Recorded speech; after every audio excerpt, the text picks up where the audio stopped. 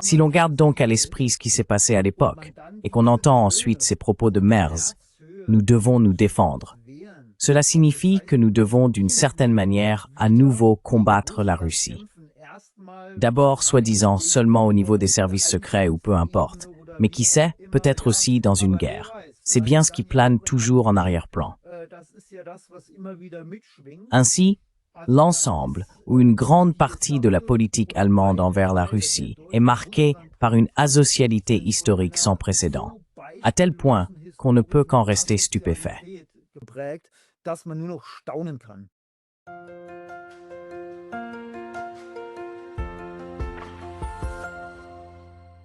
Hallo zusammen. Pascal hier von Neutrality Studies. Bonjour à tous, ici Pascal de Neutrality Studies, et aujourd'hui j'ai avec moi le sociologue et journaliste Markus Klöckner. Monsieur Klöckner est l'un des auteurs les plus assidus et critiques d'Allemagne, avec de nombreux livres sur l'actualité, le journalisme et les questions sociétales et politiques. Rien qu'en 2024 et 2025, il a écrit 2 ouvrages importants sur le militarisme en Allemagne, que je considère tous deux comme très importants.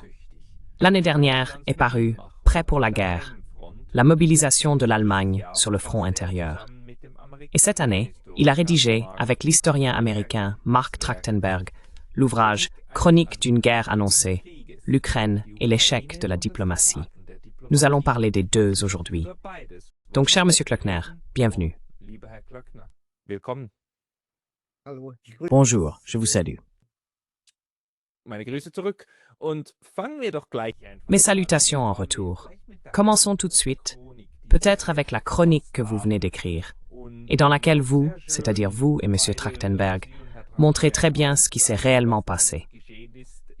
Il écrit la première partie sur les promesses qui ont été faites, puis non tenues, et vous la seconde partie sur ce qui s'est passé petit à petit et où nous en serons en 2025. Pourriez-vous simplement expliquer pourquoi vous avez voulu écrire ce livre et ce qui est important dans cette chronique? Et de quelle guerre annoncée s'agit-il? Parlez-vous seulement de la guerre en Ukraine ou pensez-vous à d'autres conflits qui pourraient encore survenir? Oder denken Sie an mehr, was noch kommen könnte?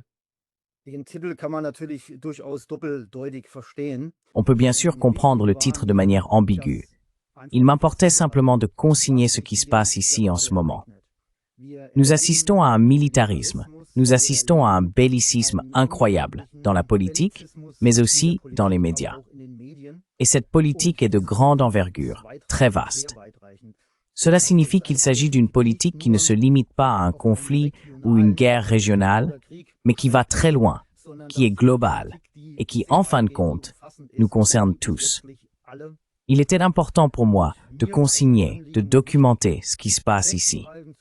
Dans le détail, donc en procédant de manière chronologique, en commençant par la guerre, c'est-à-dire par le début de la guerre, l'entrée officielle de la Russie, pour ainsi dire, en Ukraine.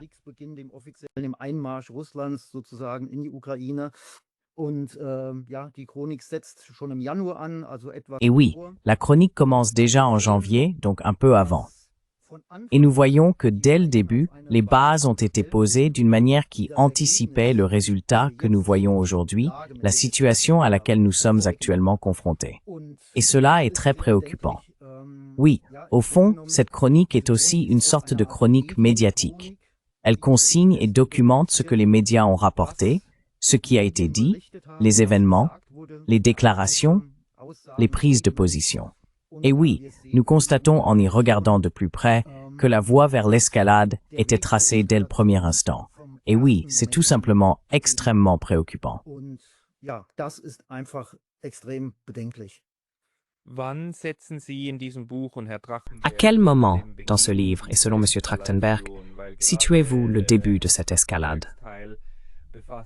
Car la partie de M. Trachtenberg traite justement beaucoup des promesses qui ont été faites à la légère, puis tout aussi facilement retirées. Et surtout de cet argument selon lequel il n'a jamais été juridiquement garanti, au regard du droit international, que l'OTAN ne s'élargirait pas. Les Russes auraient simplement dû l'exiger par écrit. Dumme Russen haben Sie es nicht verlangt. Absolument. Oui, donc la question est de savoir quand on veut situer le début de la guerre. Et je pense qu'en particulier pour ce conflit et cette guerre, il est extrêmement important d'élargir la perspective et de remonter plus loin que la simple invasion de l'Ukraine par la Russie le 24 février 2022. Oui, car il y a eu une guerre avant la guerre, et il y a eu de nombreux événements également avant 2014. C'est là qu'intervient l'approche de Mark Trachtenberg, qui examine ce qui s'est passé à l'époque du tournant, au moment de la réunification, donc en 89, 90, 91, en considérant cette période.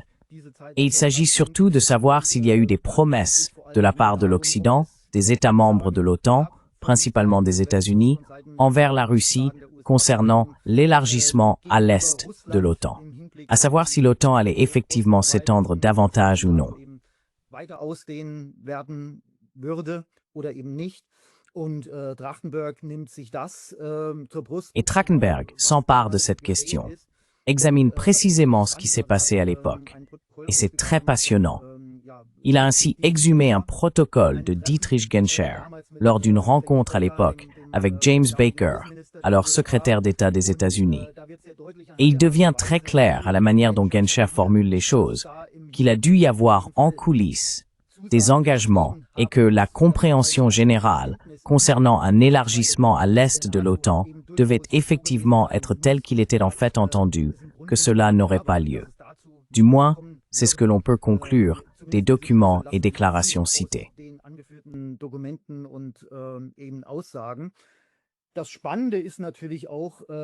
Ce qui est fascinant, c'est aussi que ce débat revient sans cesse et qu'on entend toujours les uns citer des déclarations de Gorbatchev, d'Eltsine, etc., puis d'autres relativisent en disant qu'il n'y a pas eu de promesse, qu'il y a peut-être eu quelque chose de vague quelque part, mais que cela n'était pas juridiquement contraignant, et ainsi de suite. Je trouve ce débat incroyablement mesquin, surtout quand on se rappelle la situation de l'époque, Reddit et Hilan, à savoir que c'est la Russie qui a rendu possible la réunification allemande, pour un pays qui avait infligé à la Russie des pertes humaines inimaginables.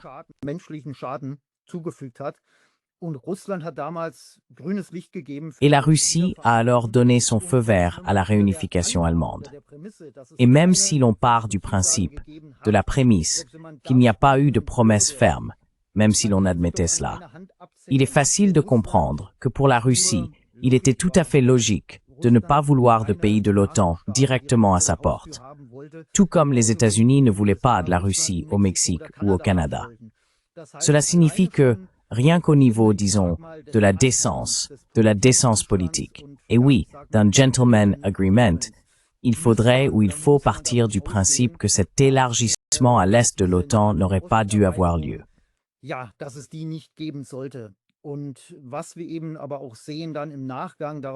Et ce que nous voyons également par la suite, James Baker, je le dis, Mark Trachtenberg, aussi des citations de Baker en 1987, etc., où leurs propres déclarations sont relativisées, où divers acteurs, simplement aussi des analystes, regardent cela et disent « Non, on ne peut pas le comprendre ainsi, il faut le comprendre tout à fait différemment », et ainsi de suite. Donc des politologues qui relativisent. Et si l'on garde cela à l'esprit, il devient également évident ce que nous voyons sans cesse dans la politique occidentale, à savoir une politique à double langage. Une parole et une promesse où le cours de la décence politique semble tout simplement ne pas être respecté.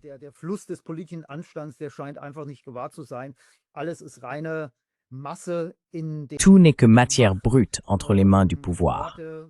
Les mots deviennent simplement de la cire dans les mains des puissants. Ils n'ont aucune signification. Aujourd'hui, ils veulent dire une chose, demain une autre. Et oui, c'est bien cette configuration de base à laquelle nous sommes confrontés. Et elle continue d'agir, bien sûr, jusqu'en 2014 et au-delà. Cela signifie que cette guerre que nous voyons, aussi condamnable soit-elle, n'est pas le produit d'une sorte d'auto-engendrement poutinien, mais le résultat d'une très longue histoire préalable.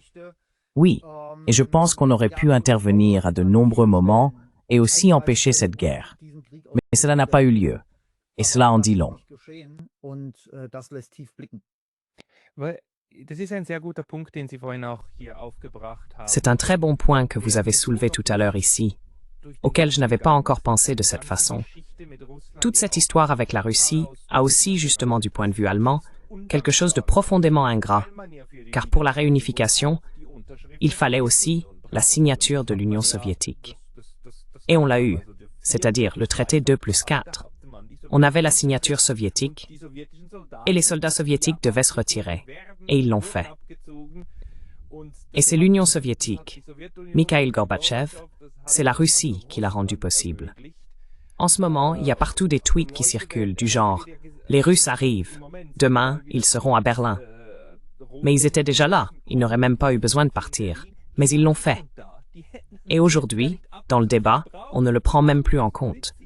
Ce n'est même plus présent, n'est-ce pas? Das ist gar nicht mehr präsent, oder? Absolut, ja, das ist elementar, aber das Absolument, oui, c'est fondamental. Mais cela a bien sûr beaucoup à voir avec la propagande à laquelle nous sommes confrontés. La propagande occulte, la propagande sape la réalité et la vérité, et elle ne retient que les fragments qui lui sont utiles. Et nous sommes confrontés à un niveau extrêmement élevé de propagande dans les médias. Nous le voyons chaque jour. Nous voyons comment une sorte de reprogrammation doit littéralement avoir lieu. Ainsi, les citoyens doivent avoir peur du méchant russe. Et l'image de la Russie comme ennemie est massivement construite. Pourtant, oui, chaque personne, je ne peux vraiment qu'en appeler à la raison, simplement utiliser sa raison, réfléchir, additionner 1 et 1 sans calculatrice. Cela ne devrait pas être si difficile. Et il faut vraiment remettre en question et mettre en perspective ce que disent les médias. ja, wirklich zu hinterfragen und zu perspektivieren. Spielen wir doch einfach nur mal diese Schreckgespenst. Jouons simplement ce scénario effrayant. Imaginons qu'il y ait effectivement un arrière-plan caché. Concentrons-nous là-dessus et déroulons un scénario. La propagande et tout ce que nous voyons actuellement repose sur l'idée que l'on peint sur le mur. La Russie est une menace et la Russie pourrait attaquer un État de l'OTAN, voire attaquer l'Allemagne et peut-être un jour soumettre toute l'Europe à sa domination. Je dois en rire, car c'est vraiment absurde. C'est une image qui pourrait exister dans un cauchemar, mais qui ne résiste pas à la réalité. Nous voyons la Russie, un pays de 140 millions d'habitants. Rien que l'UEM compte environ 450 millions d'habitants. Supposons simplement que la Russie fasse ce pas, que la Russie attaque un État de l'OTAN. Comment cela pourrait-il se produire? Wie sollte das geschehen? Wenn Russland wirklich sozusagen Si la Russie voulait vraiment marquer des points à ce niveau, dans cette guerre naissante, il faudrait qu'il s'agisse d'une frappe nucléaire. Une frappe nucléaire signifierait que l'OTAN riposterait, selon toute probabilité. Et très rapidement, nous aurions une dynamique propre qui ferait qu'il ne resterait pratiquement plus rien du monde. Nous devrions nous attendre à un hiver nucléaire. Et ensuite, la majeure partie de la vie sur Terre serait anéantie. Si une guerre nucléaire totale devait éclater. Et une frappe nucléaire d'un côté déclencherait probablement ce développement global, et cela s'aggraverait. Cela signifie donc que supposer l'utilisation d'armes nucléaires, oui, c'est en fait absurde. Ja, das ist im Grunde genommen absurd. Also können wir vielleicht allenfalls Nous pouvons donc peut-être parler tout au plus d'armes nucléaires tactiques, c'est-à-dire de bombes atomiques de plus petite taille et d'une focalisation sur une guerre conventionnelle. Mais à quoi ressemblerait une guerre conventionnelle? Avec une Russie qui combat en Ukraine depuis plus de 3 ans et qui n'a toujours pas conquis l'Ukraine. Et même si l'on part du principe, ce que je partage tout à fait, que la Russie agit en quelque sorte avec le frein à main serré, c'est-à-dire qu'elle ne déploie pas toute sa puissance sur le champ de bataille. Il faut tout de même garder à l'esprit la taille de la Russie, l'étendue de l'Europe, la superficie des États membres de l'OTAN et à quel point il serait difficile pour une armée de la taille de celle de la Russie d'agir ici de manière conventionnelle.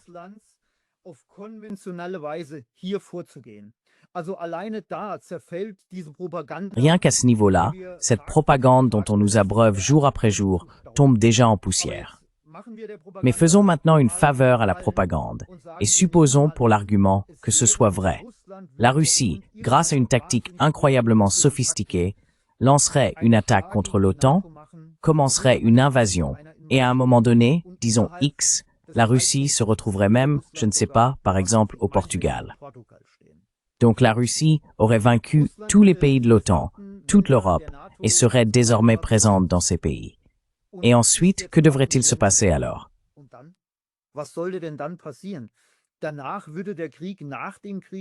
Ensuite, il y aurait la guerre après la guerre. Donc encore une fois, nous parlons de seulement 140 millions de Russes contre 450 millions d'Européens, c'est-à-dire des citoyens de l'Union européenne, avec plus de 40 langues, avec de très nombreuses mentalités, etc. Rien qu'au niveau administratif, soumettre complètement l'Europe. Peu importe dans quelle direction vous réfléchissez, la Russie est un pays qui a elle-même de nombreux et grands problèmes. Je pense que la Russie est très contente de ne pas avoir cette Europe sur les bras. Mais ces réflexions, vous ne les trouverez jamais chez ceux qui attisent les tensions, incitent à la haine ou font de la propagande belliciste.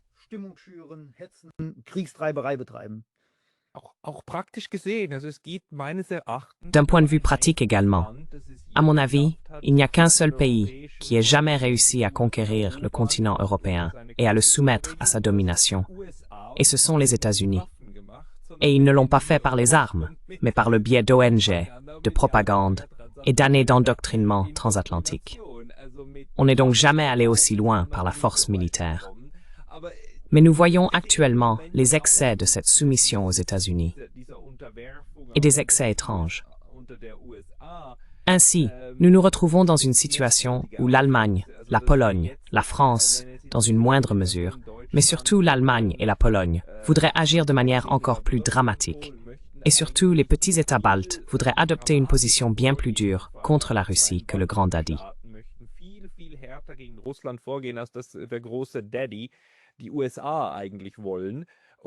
Les États-Unis veulent en réalité et cherchent actuellement une manière de vivre malgré les conflits avec la Russie. Et justement, c'est le chancelier allemand qui fait en ce moment le contraire. Il a récemment, hier ou avant-hier, de nouveau déclaré que l'Allemagne était déjà en guerre avec la Russie. L'Allemagne serait déjà attaquée. L'Allemagne serait la cible de cyberattaques et d'attaques de propagande.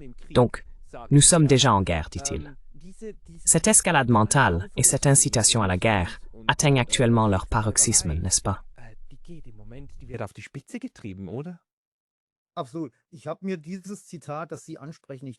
Absolument. J'ai même retrouvé cette citation dont vous parlez. Je pense que c'est bien celle à laquelle vous faites référence. Je vais la lire à l'instant. Un instant, je regarde ici. Mettons-la de côté. Voilà, voyons voir. Donc Merz était l'invité de Maischberger, la fameuse émission politique, et il a alors déclaré dans l'émission « On nous espionne.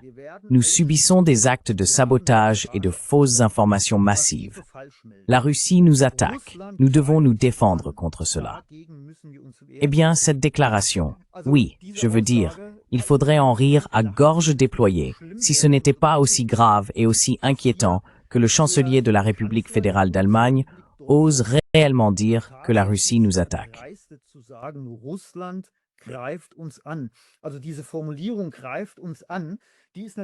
Donc, cette formulation « nous attaque » dans le contexte global, en ce qui concerne le grand projet politique de la capacité de guerre, doit être comprise comme une véritable attaque, un acte de guerre.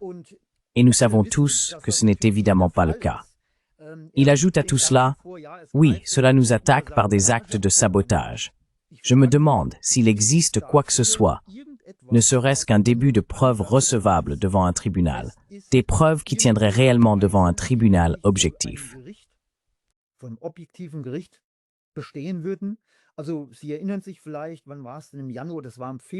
Alors, vous vous souvenez peut-être, c'était quand déjà? En janvier, non. C'était en février. Le Spiegel a publié, je crois, une enquête exclusive selon laquelle des Russes en Allemagne, donc des personnes venant de Russie ou des acteurs contrôlés par la Russie, attaqueraient des voitures allemandes avec de la mousse expansive. Vous voyez, le degré d'absurdité, de propagande est tellement absurde. Mais cela montre bien sûr déjà sur quoi la propagande vise. La propagande ne s'adresse pas aux gens capables de faire des liens ou de réfléchir, mais elle vise les personnes prêtes à avaler l'hameçon, prêtes à absorber des choses contaminées par la propagande. Et je veux dire, aussi en ce qui concerne ce que l'Allemagne a fait subir à la Russie. Deutschland Russland angetan hat. Ja, also wir müssen uns das einfach immer und immer Oui, wieder vor nous Augen devons halten. simplement nous rappeler cela encore et encore. Les chiffres, oui, il y a différents chiffres. Un chiffre qui revient sans cesse est celui de 27 millions de personnes en Union soviétique, sur le territoire de l'ancienne Union soviétique, dont plusieurs millions de Russes. Et peu importe qu'il y en ait quelques millions de plus ou de moins, nous savons qu'il y a eu un massacre inimaginable, une barbarie indescriptible.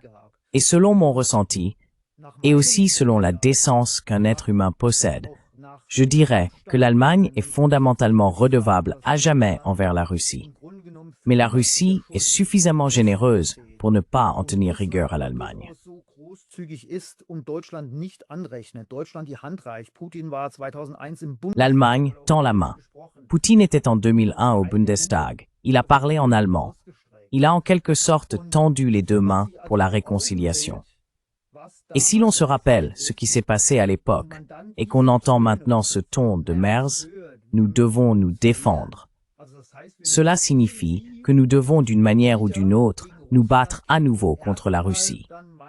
D'abord, si vous voulez, seulement au niveau des services secrets, ou peu importe. Mais qui sait, peut-être aussi dans une guerre. C'est ce qui plane toujours en arrière-plan. Donc, l'ensemble ou une grande partie de la politique allemande envers la Russie est marquée par une asocialité historique sans précédent, à tel point qu'on ne peut qu'en être stupéfait. Oui, exactement. Dass man nur noch staunen kann. Ja. Ja, und es lässt sich wirklich nur Oui, durch et cela ne peut vraiment s'expliquer que par une forme d'oubli de l'histoire, de refoulement de l'histoire, et probablement aussi de refoulement de la culpabilité. Donc je me demande, parce que je ne sais même pas, il y a des rumeurs qui circulent, je ne les ai jamais vérifiées. Mais le grand-père de M. Merz était-il membre du NSDAP? Ou est-ce seulement une méchante insinuation? Oder ist das nur eine böse Unterstellung? Ich habe es gelesen. Ich habe mir Je l'ai lu. Je n'ai pas encore examiné en détail l'histoire familiale de M. Merz. Mais oui, je pense que si l'on commence à creuser à certains endroits dans le domaine politique, cela devient vraiment très révélateur.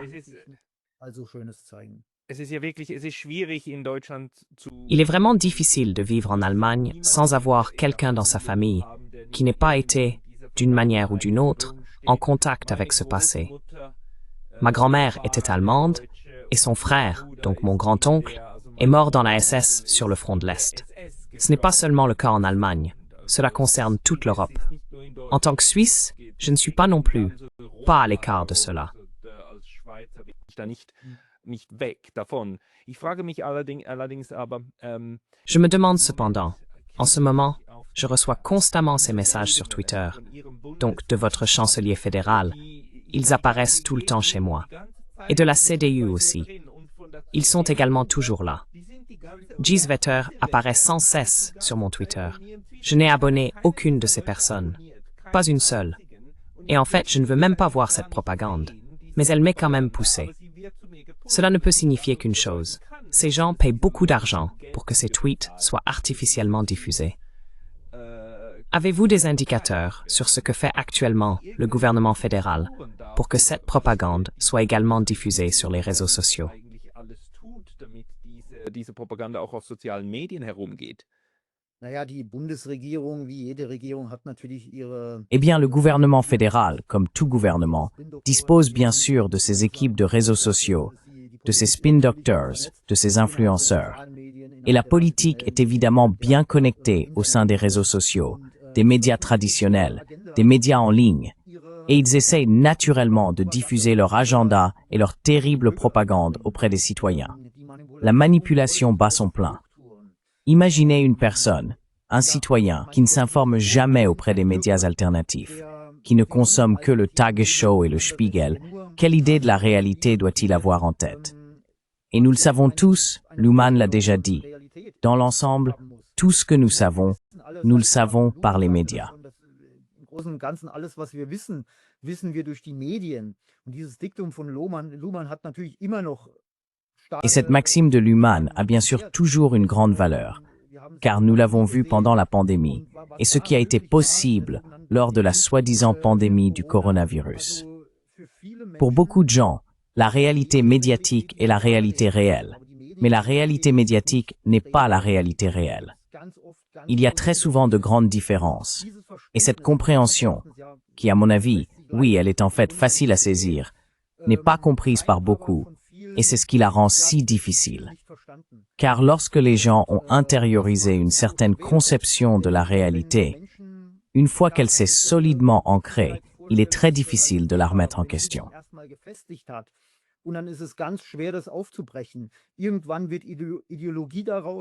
À un moment donné, cela devient de l'idéologie.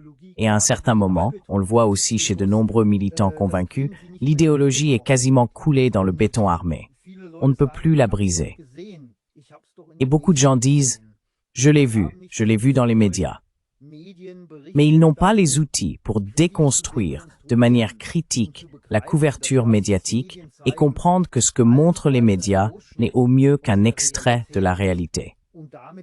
Et cela devient souvent déjà une falsification ou au moins une déformation. C'est à l'école qu'il faudrait commencer très tôt.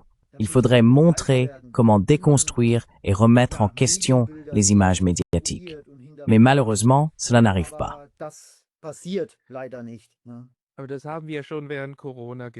Mais nous l'avons déjà vu pendant le Covid. Pendant le Covid, cela aurait dû nous devenir clair qu'on nous a trompés depuis le début, depuis l'enfance, pour le dire franchement. Parce qu'on nous a toujours dit, si tout le monde saute du pont, est-ce que tu sauterais aussi? Il faut pas suivre les autres aveuglément, il faut réfléchir par soi-même. Et puis le Covid a commencé, et là on a dit, ceux qui font leurs propres recherches sont des complotistes. Ceux qui agissent différemment font partie du problème. Donc, si tout le monde saute du pont, les parents seront les premiers à crier, saute du pont, toi aussi maintenant.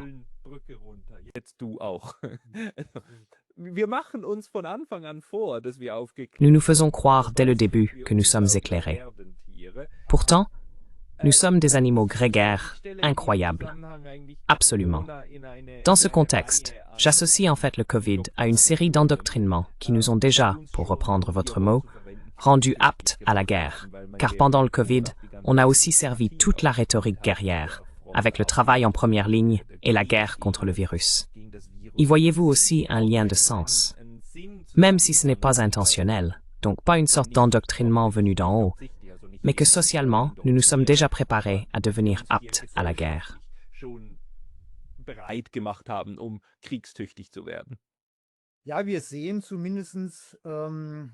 Oui, nous voyons au moins une tendance de fond qui se poursuit depuis longtemps, à savoir l'activation récurrente d'un ennemi. Encore et encore, une image de l'ennemi est construite, activée, parfois même réactivée. Nous savons que depuis le 11 septembre, avec la guerre contre le terrorisme, oui, une guerre censée être menée contre le terrorisme, c'est aussi quelque chose de difficile à saisir, au départ, le terrorisme. On peut faire la guerre à un pays, on peut faire la guerre à un groupe, peu importe. Mais faire la guerre au terrorisme, oui, c'est difficile à saisir.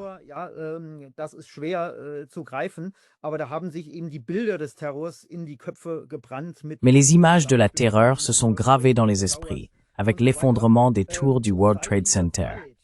Depuis ce moment-là, nous voyons ce caractère d'ennemi dans la communication publique. Et les images de l'ennemi sont désormais tirées du chapeau selon les besoins de la politique. Un jour, c'est Al-Qaïda, Oussama Ben Laden, puis c'est l'État islamique. Ensuite, c'est un virus, encore plus difficile à saisir, qu'on ne peut même pas voir.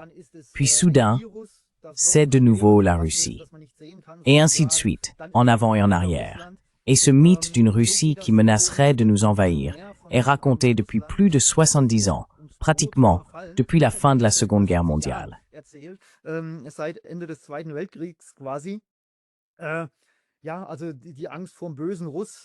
Oui, donc la peur du méchant russe est toujours présente d'une manière ou d'une autre.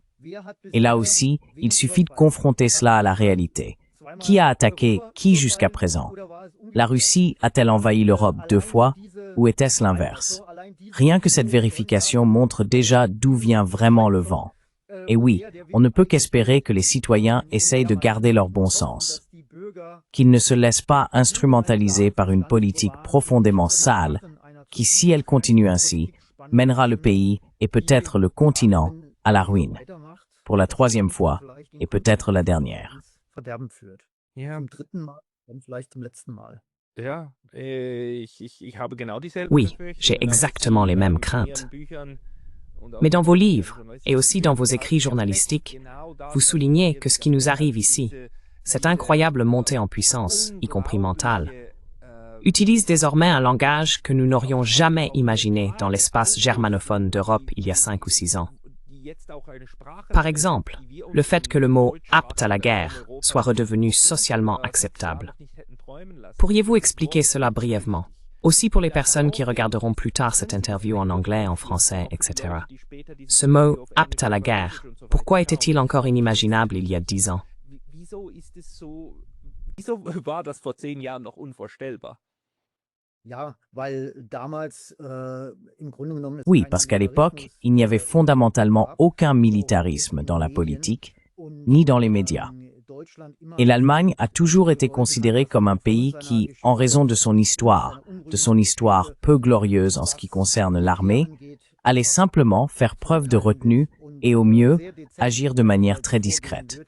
Et apte à la guerre, cela catapulte l'Allemagne à un niveau sur un piédestal, où tout le monde pensait qu'elle ne se tiendrait plus jamais.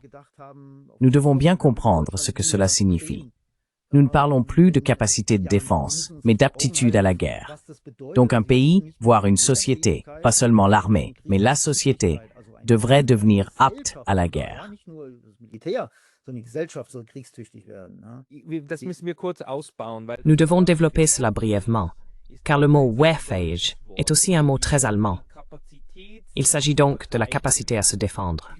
Kriegstüchtig désigne la capacité à mener une guerre. Krieg führen zu können. Exactement. Und es hat nichts mehr mit Et Verteidigung. cela n'a plus rien à voir avec la défense, car dans le mot capacité de défense, il y a déjà l'idée de défense. Mais apte à la guerre, c'est la capacité de mener une guerre maintenant. Donc c'est aussi très offensif, non? Sehr offensiv, oder? Genau, das ist die Kapazität. Natürlich wird es so gedreht. Exactement.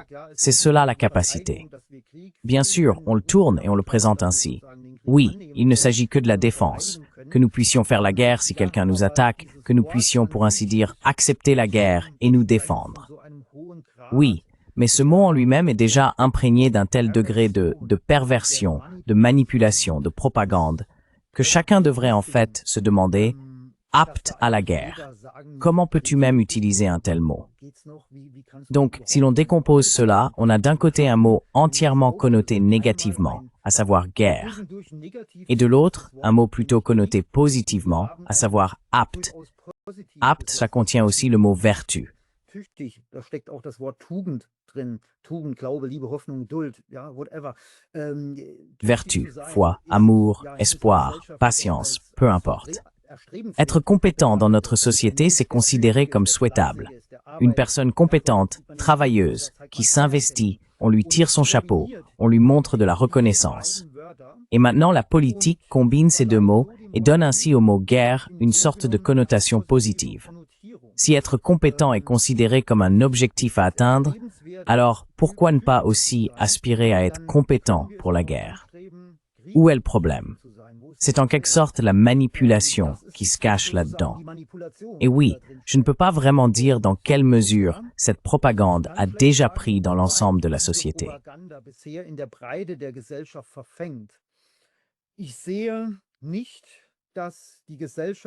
Je ne vois pas que cela prenne dans l'ensemble de la société, qu'il y ait vraiment un désir pour ce grand projet politique de capacité de guerre. Je ne vois pas non plus que la société allemande soit dans un état d'esprit belliqueux et veuille, en criant « Hurrah !», se précipiter vers un front fantasmé. Mais il y a bien sûr un certain pourcentage de la population chez qui cette manipulation fonctionne. Et comment cela va évoluer, nous ne pouvons pas le dire. Mais il y a évidemment un risque que cette propagande cause encore plus de dégâts. Et oui, à la fin, où en serons-nous? C'est la question. Ja, am Ende, wo werden wir stehen? Das ist die Frage. Wir sehen ja auch, wie im Moment öffentlich Nous voyons également comment, en ce moment, on fait publiquement la promotion d'une image positive de la Bundeswehr et comment la Bundeswehr est présentée comme un lieu d'intégration où la jeunesse se rencontre, où jeunes hommes et jeunes femmes sont ensemble et peuvent aussi faire quelque chose pour le pays. Et le mot patriotisme réapparaît sans cesse, comme s'il était bon d'être patriote. Voyez-vous ici aussi une attaque contre la jeunesse. Il y a eu récemment cet historien épouvantable qui a dit que les mères devaient à nouveau être prêtes à sacrifier leurs fils. Pouvez-vous expliquer brièvement ce qui se propage actuellement dans les médias à ce sujet? Können Sie das kurz noch etwas erläutern, was jetzt da um sich greift medial? Ja, absolut. Wir sehen den Griff nach der Jugend. Oui, absolument. Nous voyons la mainmise sur la jeunesse. Et c'est peut-être ce qu'il y a de plus honteux et de plus grave que nous puissions observer actuellement.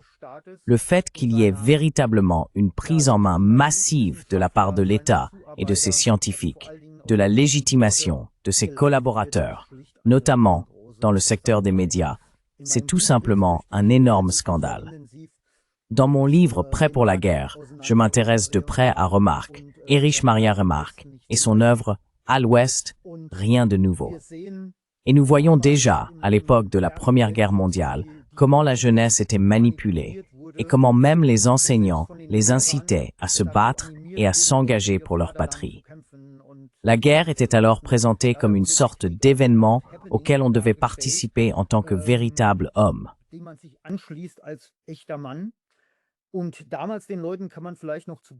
À l'époque, on peut peut-être encore accorder aux gens qu'ils ne savaient pas vraiment ce qu'ils faisaient.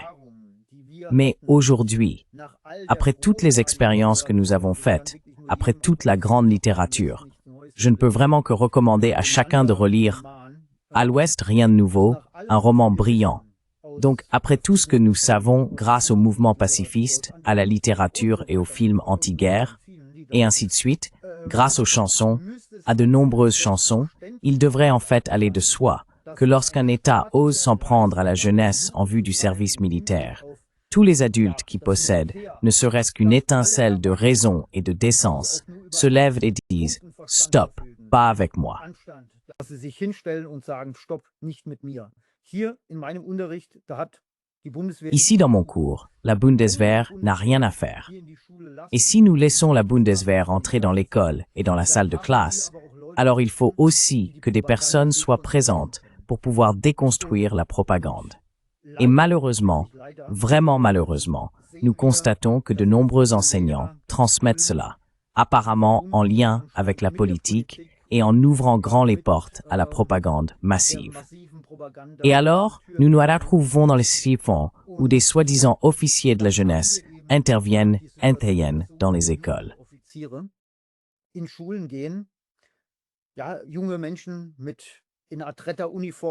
Oui, de jeunes gens avec une sorte d'uniforme de sauveur qui paraissent charmants, sont éloquents, et se tiennent alors devant ces jeunes pour leur parler d'un changement d'époque et leur expliquer à quel point il est important d'être prêt à rejoindre la Bundeswehr, en vantant tous les avantages qu'il y aurait, et ainsi de suite. Oui, c'est malheureusement aussi la faute de notre société si ce qui se passe. Que la politique agisse comme elle le fait, c'est une chose. Que les médias, dans leur corruption, agissent comme ils le font, nous le savons. Mais que des personnes occupant des fonctions dans la société, qui disposent en principe d'intelligence, d'éducation, etc. pour s'exprimer, restent silencieuses, c'est une honte pour la société.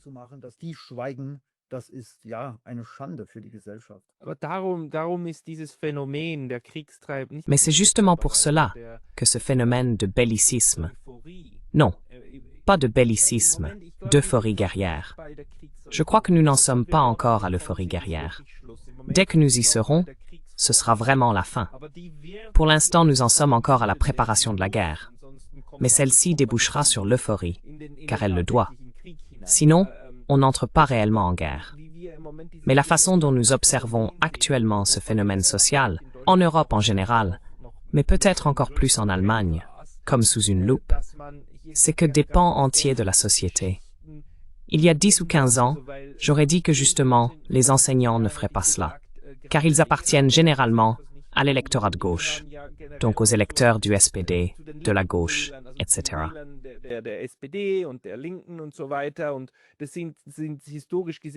Et historiquement, ce sont en fait plutôt des forces anti-guerre.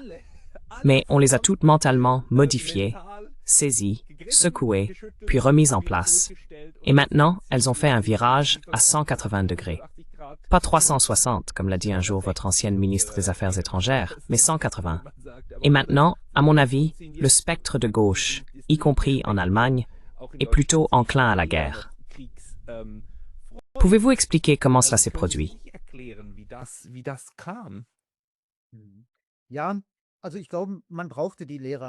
Je pense qu'il n'était même pas nécessaire de secouer les enseignants. Les acteurs auxquels nous avons affaire, dans les différents domaines de la société, proviennent tous d'un même milieu, si je puis l'expliquer sociologiquement, qui a profondément intériorisé la vision dominante. Nous avons donc affaire à des acteurs issus de la classe moyenne supérieure, qui sont porteurs de ce qu'on appelle l'habitus de prétention, c'est-à-dire un habitus principalement caractérisé par l'adaptation, qui occupe une position intermédiaire dans la hiérarchie sociale. Entre la classe inférieure où, selon Pierre Bourdieu, règne l'habitus de nécessité, et la classe supérieure où l'on trouve l'habitus distingué, la classe moyenne se situe entre les deux et mène ses propres luttes.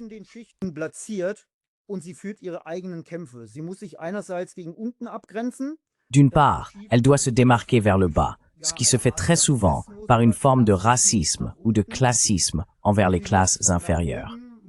Et d'autre part, elle doit essayer de s'incliner vers le haut, car elle veut absolument réussir à gravir les échelons. Elle souhaite, d'une manière ou d'une autre, progresser dans son spectre de classe, même si ce n'est qu'un peu, mais toujours vers le haut. Et cela se fait généralement par l'adaptation, et en aucun cas par l'opposition. Cela signifie que cette couche, ces acteurs, ont fortement intériorisé l'orthodoxie, une vision du monde orthodoxe, pour ainsi dire. Et ils sont aussi très flexibles dans l'adaptation de leur point de vue. Cela signifie ils s'alignent, comme Bourdieu l'a si bien dit, comme des copeaux de métal autour d'un aimant.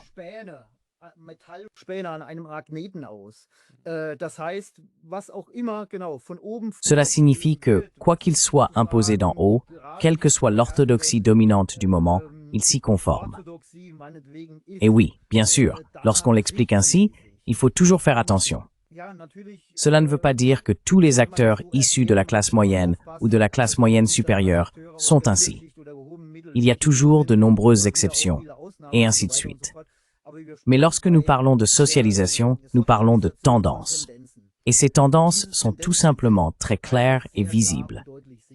Nous l'avons également vu lors de la crise du Covid, avec ce qui s'est passé et ce qui a été fait chez les enseignants. Ils avaient des personnes à protéger devant eux. Leur tâche aurait été de vraiment protéger les enfants, dans un sens véritable, critique et réfléchi.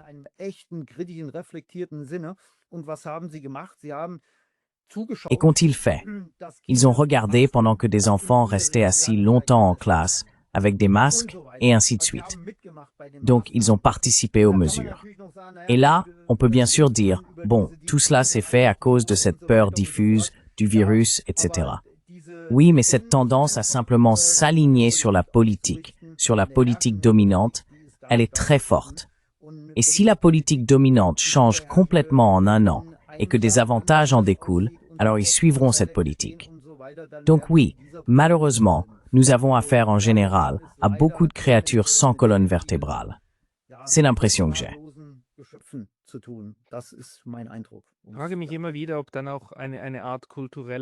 Je me demande toujours si une sorte d'habitus culturel joue aussi un rôle ici. Je n'oublierai jamais quand j'étais dans mon ancienne université et que l'université a commencé à proposer des vaccinations sur le campus. Nous avons reçu un email du directeur et cet email disait « Vous pouvez désormais vous faire vacciner ici sur le campus. » Mais toute forme de pression sur d'autres étudiants ou sur le corps enseignant est interdite. Personne ne sera incité, même légèrement, à se faire vacciner. C'est une décision personnelle et cette décision appartient à chacun individuellement. Toute pression est interdite. Ist nicht gestattet. Und das hat mich extrem überrascht, weil Et cela m'a extrêmement surpris, car ce que nous avons eu en Europe, c'était une toute autre perspective. Le Japon a abordé la situation de manière très différente. Et même aujourd'hui, dans la façon dont on traite la Russie, c'est très différent. Le Japon a également une image négative de la Russie. Mais ce n'est pas haineux. On ne déteste pas la Russie. On en a peut-être peur, mais on ne la déteste pas. Et on n'essaie pas de l'anéantir ou de la vaincre. C'est pourquoi le Japon n'a jamais livré d'armes à l'Ukraine, mais a plutôt, oui, à l'aide humanitaire, des sanctions en partie, mais pas toutes. Je me demande vraiment s'il y a ici un aspect culturel qui joue un rôle ou non. noch etwas Kulturelles mitschwingt oder nicht. Ja, also mir scheint das auch so, dass Il me semble aussi que de nombreux comportements, y compris dans beaucoup de déclarations et de prises de position, sont empreints d'une haine sous-jacente. Cela signifie qu'il y a quelque chose en l'homme qui est dangereux. Et à mon avis, c'est aussi une racine du fascisme, ce qui conditionne l'aspect fascisant d'une société. Et nous voyons ce qui se passe lorsque divers acteurs obtiennent soudainement du pouvoir, comment ils agissent.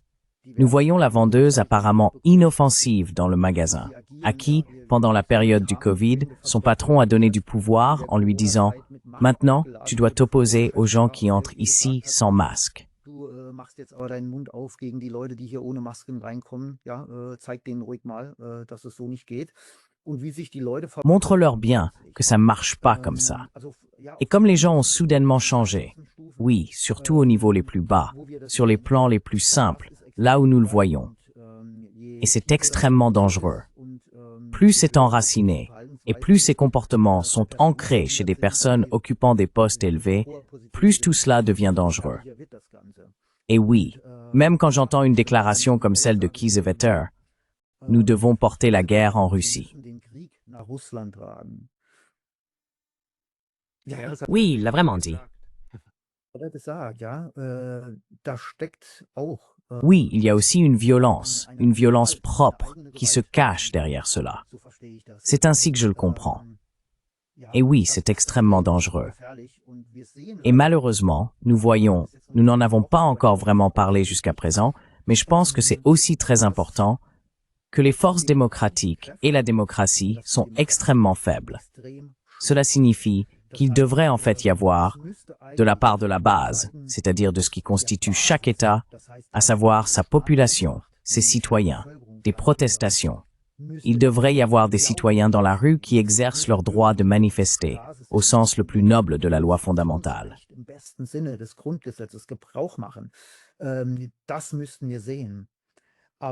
Il faudrait voir. Mais une grande partie des citoyens est prisonnière de la léthargie. Ils sont désintéressés. Je pense qu'une partie des citoyens ne se rend même pas compte de ce qui se passe autour d'eux. Oui, les gens vont au magasin de bricolage, il fait beau en ce moment, c'est le moment d'embellir leur jardin. Pour cela, ils trouvent du temps. Mais pour aller 1 heure à une manifestation pour la paix, là, il n'y a pas de temps. On ne veut pas, ou peu importe la raison. Et je pense que ça facilite évidemment beaucoup la tâche des dirigeants.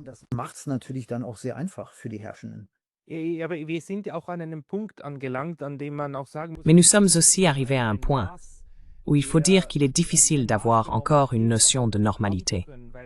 Parce qu'en ce moment, nous sommes confrontés à un génocide qui se déroule à Gaza. Nous venons d'assister à une guerre d'agression contre l'Iran, qui a également été présentée comme normale. Et de manière générale, nous avons un débat sur la manière de porter la guerre en Russie et non sur la façon de ramener la paix en Europe. Et cela dure déjà depuis tant d'années qu'il est probablement difficile pour le citoyen lambda d'avoir encore un sentiment de normalité.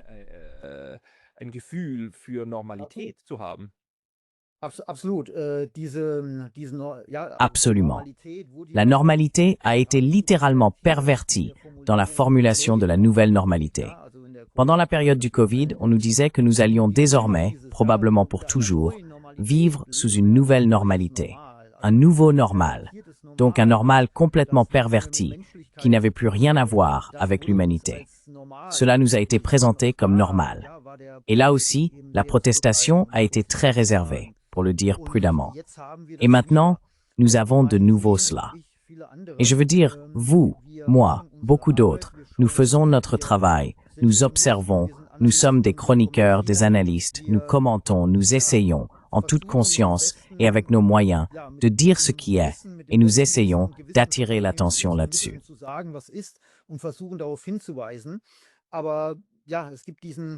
Mais oui, il y a ce dicton populaire, on peut mener l'âne à la fontaine, mais il doit boire lui-même. Et cela peut sembler un peu méchant, mais oui, parfois, j'ai vraiment l'impression que les gens se comportent comme des ânes, simplement parce qu'ils ne veulent vraiment pas comprendre. Même si j'ai beaucoup de respect pour les ânes, je tiens à le préciser, ce sont en fait des animaux très intelligents, oui, et pas du tout stupides. Mais bref, nous constatons qu'il n'y a aucune réaction saine de la part de la population.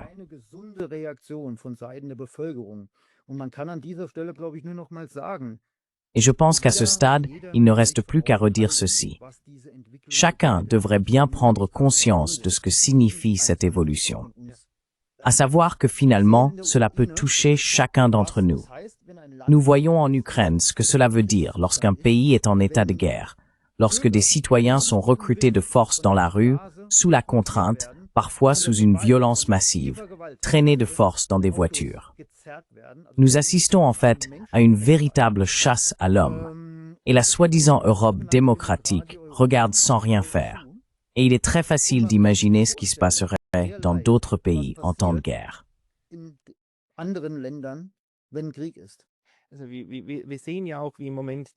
Nous voyons bien comment ces tendances se développent actuellement, y compris sous l'impulsion de l'UE elle-même.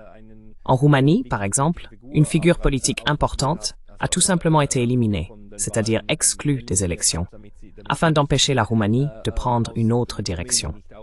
En ce moment même, une purge de l'opposition est en cours en Arménie, et Kaja Kallas la soutient. Et nous voyons aussi en Allemagne, il y a déjà des voix qui s'y opposent. Il y a aussi des voix politiques.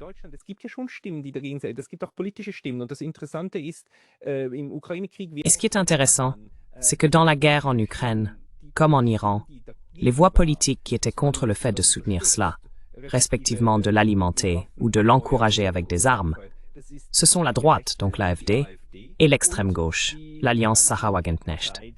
Et là, on voit déjà, c'est quelque chose qui se passe politiquement, mais c'est pas une majorité, et surtout cette minorité est en ce moment aussi diabolisée.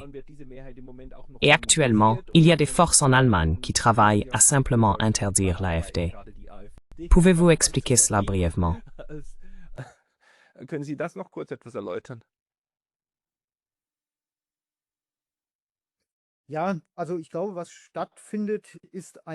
Oui, alors je pense qu'il s'agit d'une sorte de remise en ordre à différents niveaux. Cela signifie que le pouvoir, pour simplifier un peu, procède à cette remise en ordre. On le voit aussi en ce qui concerne l'Unamoperd et la censure, la manière dont on s'attaque aux médias alternatifs, comment les voix indésirables sont de plus en plus exclues, etc. Oui, il faut bien sûr se demander, pourquoi font-ils cela? Pourquoi font-ils cela? Eh bien, parce qu'ils savent que les voix dissidentes représentent un danger. Et jusqu'à présent, il y avait aussi des voix dissidentes. Mais on n'agissait pas de manière aussi rigide. Et cela laisse supposer qu'il y a quelque chose qui se prépare, que quelque chose d'important arrive, et qu'on ne peut pas se permettre, au niveau politique, social ou médiatique, d'avoir des acteurs ou des groupes qui s'opposent. C'est à mon avis ce qui se cache derrière tout cela.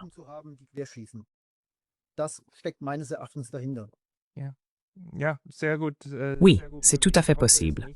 J'espère que non, et j'espère vraiment que nous parviendrons un jour à une désescalade rhétorique.